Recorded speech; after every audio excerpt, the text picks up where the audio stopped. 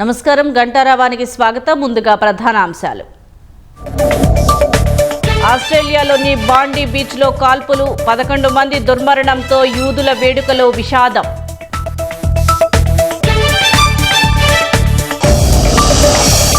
BJP ప్రభుత్వంతో EC కలిసి పనిచేస్తోందన్న రాహుల్, సత్య మార్గం ద్వారా మోదీ సర్కార్ను గద్దె దింపుతామని వ్యాఖ్య.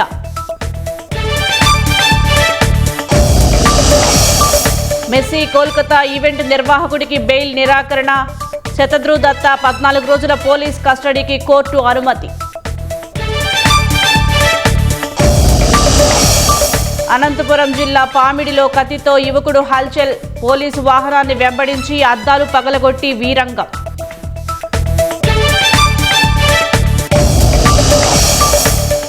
అభివృద్ధి సంక్షేమమే లక్ష్యంగా పనిచేస్తున్నామన్న ఆనం, అసత్య ప్రచారాలు మానుకోవాలని వైసీపీకి హితవు.